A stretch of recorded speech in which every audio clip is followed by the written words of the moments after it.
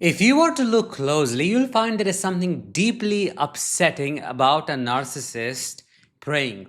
On the surface, it may look pure, disciplined, spiritual, but when you look closer, it becomes obvious that their prayer is not a dialogue with God. It's a total performance, a declaration, or a negotiation.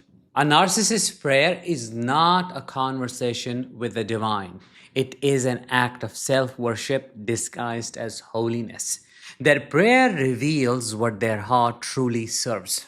And that's not God, but their ego. It is one of those rare windows where the mask slips and you can see who they really are underneath all that self righteous noise. I've seen it firsthand. I have watched prayers of narcissists that sounded holy but actually were a sign of their entitlement. I have witnessed devotion that was nothing but a spiritual tantrum. And once you have seen that kind of corruption of faith, you can't unsee it. I'm Danish, a narcissistic abuse recovery professional. Welcome to my channel. In this episode, we are talking about 5 weird ways a narcissist prays.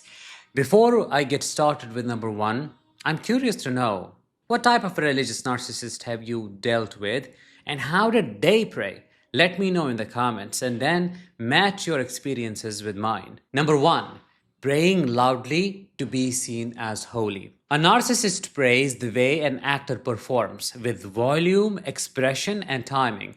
Don't be fooled. It's not about connecting with God. It's about proving to everyone that they have the strongest connection in the room. They will pray so loudly that their voice fills every corner so everyone can hear just how devout they are. In religious gatherings, for example, they become the loudest voice, reciting verses like they own them.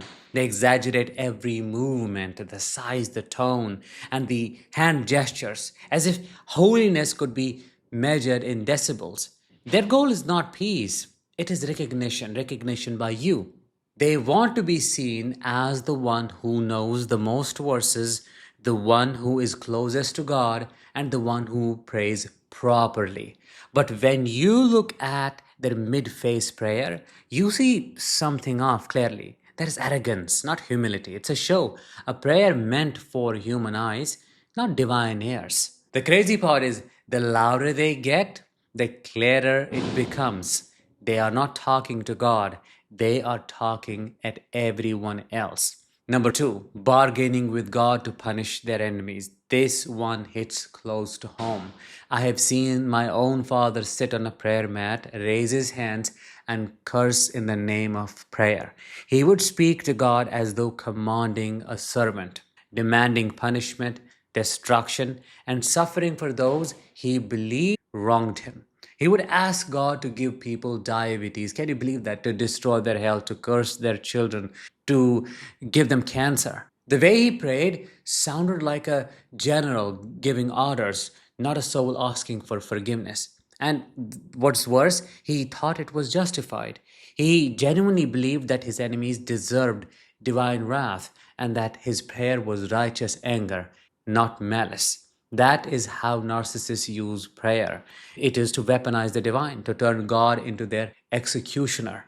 They confuse revenge for righteousness. They see God not as a moral compass, but as a cosmic soldier who must act on their behalf. They pray for others. The irony is painful though. They pray for others' destruction while preaching about compassion and forgiveness. And that's why it's not about their faith, it's about entitlement in holy robes.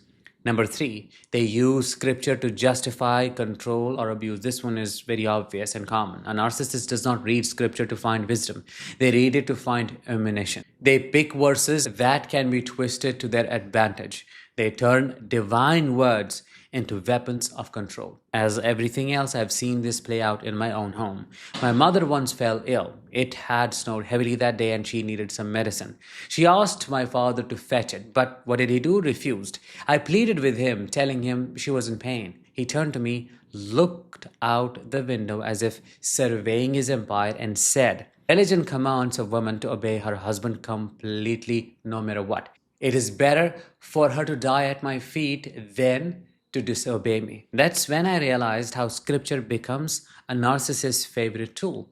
They strip verses out of context and twist them to suit their dominance. They quote the Bible, the Quran, or any other scripture to justify their cruelty. For instance, they may use verses like, "Wives, submit to your husbands," or "Men are the protectors and maintainers of women," but skip the parts that talk about kindness, equality, and mercy, because empathy does not serve them. Control does. And when a narcissist hides behind religion, they become untouchable. You can't argue with them because in their mind, you're not disagreeing with them. No, you are directly disagreeing with God, which is the worst form of sin and a form of rebellion that you may never be forgiven for. Behavior number 4, they pretend to pray while watching others' reactions. A narcissist prayer, like I said, is also a performance. I've seen my covert narcissist mother do this countless times. She would sit down, raise her hands, cry, beg for mercy, and look like the perfect victim until you noticed her eyes. In between the tears, her eyes would shift to the side to see if anyone was watching. She would look at me just for a split second, or any other person, as if to check if I was moved enough, as if I felt guilty enough, and if the performance had worked. That is when I realized that her prayer was not between her and God.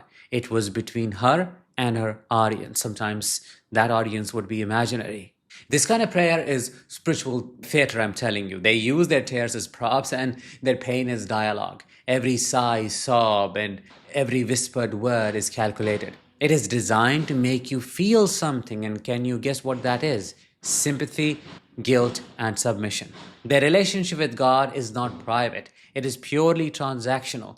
They use it to extract emotion from others. And obviously, it's not about faith. It is about image management. If you stop reacting, if you stop feeling sorry for this type of an arc, let me tell you, they lose interest in praying altogether. Test it out. Because for them, prayer hardly matters when someone is not watching. Number 5, they ask God to change people who do not obey them. Look at the irony. This is the most sinister of all, spiritual form of gaslighting. When a narcissist cannot control you directly, they start using God to control you. And especially so when you believe in God or a divine being. They will pray in front of you, say things like, "God, I don't know what to do with this person. Please bring them back to their senses. I can't live without them. Please make them obedient again." They might cry, sigh, or act helpless, not to God, but to guilt trap you. It is manipulation disguised as helpless surrender. They make you feel like you're not just disobeying them, you are disobeying God, which is not true. What do? You start questioning yourself and you wonder if you have actually become so arrogant or lost your faith completely. My mother used to do it very often. She would say, "Now I leave everything to God. Only He can change you." But the subtext was always clear. You are wrong, you are lost, and you are sinful for not doing what I say. Because behind closed doors, they continue their prayers with one aim, and that is to bend your spirit under the weight of guilt. They don't pray for understanding, they pray for pure submission. Whose submission? Your submission. For them, God is not a source of peace. He is a prop in their psychological game. I call it a genie, right? They rub that lamp and expect that genie to come out and instantly grant them their wishes, regardless of how ridiculous they may be. They use God's name to legitimize their control and use your faith to keep you trapped. That is exactly what's going on. So the conclusion is, a narcissist prayer reveals everything. It is loud, manipulative, theatrical, and very self-serving. It's a mirror of their inner world, where there is no actual surrender, only strategy. They do not bow to God. They bow to their own ego. They don't confess. They just command others. And they do not seek transformation. They actually seek power through religion. And when you finally see this, you can't unsee it. You realize that their religion is not faith. It is pure performance art. That's why the only real prayer in the presence of a narcissist is your own silence. Because in silence, you connect with the true divine, the one that lives beyond all the noise, control, and all that manipulation, the one that cannot be used, performed, or faked in any way. That is the God narcissists will never ever know. With that, let's bring this episode to an end. Thank you so much for listening. I will talk to you in the next one. Until then, as always, let the healing begin and continue.